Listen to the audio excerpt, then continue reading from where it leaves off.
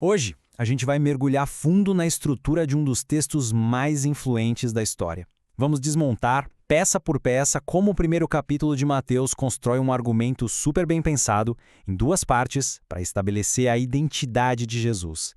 Sério, uma verdadeira aula de como se construiu uma narrativa naquela época. Para começar, vamos pensar numa pergunta que parece simples, mas não é. Como é que uma identidade é definida? A gente nasce com ela? A gente constrói? O autor de Mateus responde essa pergunta sobre Jesus de um jeito bem específico, usando ferramentas que eram muito poderosas para o público daquele tempo. E o nosso caminho vai ser esse aqui. A gente começa pela linhagem real, depois explora um padrão numérico bem curioso, dá uma olhada nas mulheres que aparecem de surpresa nessa genealogia, e aí a gente muda o foco para o drama pessoal de José e como tudo se resolve com uma intervenção divina. Ok, vamos lá. A primeira parte do argumento do autor está toda baseada na história. Ou pelo menos na versão da história que ele quer contar. A ideia aqui é bem clara: conectar Jesus a um passado muito importante. Olha só, a primeiríssima frase já entrega o jogo todo, sem mistério.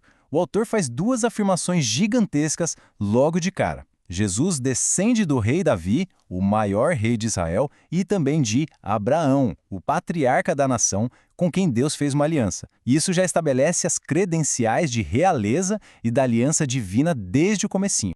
Agora, aquela lista enorme de nomes que vem a seguir não é só um monte de nome jogado, não. Existe um método, uma estrutura ali, que foi pensada de propósito. O autor está organizando a história para provar um ponto. Ele basicamente divide a história de Israel em três grandes atos. Primeiro, a ascensão, de Abraão até o auge, com o rei Davi.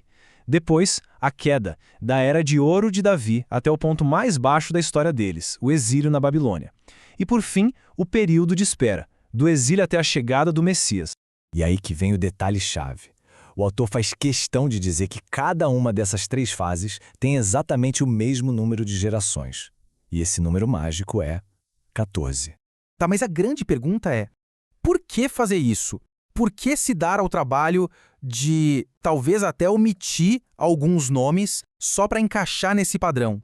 Para o autor, isso é um sinal de um plano divino. A história não é um caos de acontecimentos. Ela tem um ritmo, uma ordem e está caminhando para um clímax que foi divinamente orquestrado. E bem na hora que a gente acha que entendeu o padrão, uma linhagem real, toda organizadinha, patriarcal, o autor joga uma reviravolta na história. Ele quebra a própria regra ao incluir pessoas que normalmente não estariam ali. Numa genealogia que é quase toda masculina, 4 mulheres são mencionadas pelo nome, e não são mulheres quaisquer: Tamar, Raabe, Ruth e Batseba. Cada uma delas tem uma história bem complexa, até controversial, e todas eram de certa forma outsiders. Colocá-las ali sugere que o plano de Deus funciona de jeitos inesperados, muitas vezes através daqueles que estão à margem da sociedade. Agora a gente sai daquele panorama gigantesco da história para entrar num conflito super pessoal e intenso. O autor muda de um argumento baseado na linhagem para um baseado num drama humano, que vai precisar de uma ajudinha divina para ser resolvido. Esse é o cenário do conflito.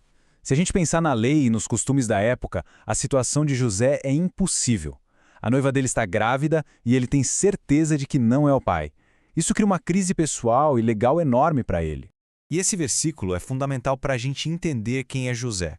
O texto diz que ele era um homem justo, mas a primeira reação dele não é aplicar a lei ao pé da letra, o que poderia levar à humilhação pública de Maria ou coisa pior. Pelo contrário, ele busca uma saída compassiva, discreta. Isso ancora toda essa narrativa celestial numa emoção humana muito real. A crise humana do José é o que prepara o terreno para a segunda metade do argumento do autor. Se a primeira parte foi sobre a errança humana, esta agora é sobre a origem divina, validada não pela história, mas pela profecia. A solução para o dilema do José não vem da lógica ou da lei humana, vem da revelação. O sonho é o que conecta o plano terreno com o celestial, oferecendo para o José uma perspectiva que ele jamais teria sozinho. E olha só que genial as primeiras palavras do anjo: José, descendente de Davi. Isso não é por acaso. O autor, na mesma hora, conecta esse momento divino lá com o argumento da linhagem real da primeira parte do capítulo. Ele está amarrando as duas pontas do caso dele. Em seguida, o anjo revela a identidade da criança através do nome e do propósito dela. O nome Jesus significa o Senhor salva. A missão dele já está definida ali, no nome. a salvação do seu povo. E não para por aí. O autor também conecta esse nascimento a uma profecia específica que dá à criança um segundo nome, Emanuel. E esse nome define a natureza dele. Ele não é apenas um salvador, ele é a própria presença de Deus conosco. E aqui está a ideia central dessa segunda metade. Cada evento, a concepção, o nome, a identidade, tudo é apresentado como cumprimento direto de uma promessa profética. Para o autor, nada disso é coincidência. É o final de um roteiro divino que foi escrito séculos antes. Então, para resumir, o que a gente tem no capítulo 1 de Mateus não é mas dois argumentos que se completam. O primeiro é um argumento, digamos, legal e histórico, usando a genealogia para provar que Jesus é o herdeiro legítimo do trono de Davi.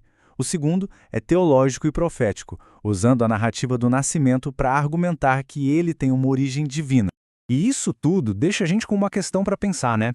Ao construir esse caso duplo, o autor nos faz perguntar o que é que realmente define alguém. É a nossa história, o nosso sangue, nossos antepassados? Ou é o nosso propósito, nossa origem e a nossa conexão com algo maior? A resposta que esse texto dá é as duas coisas.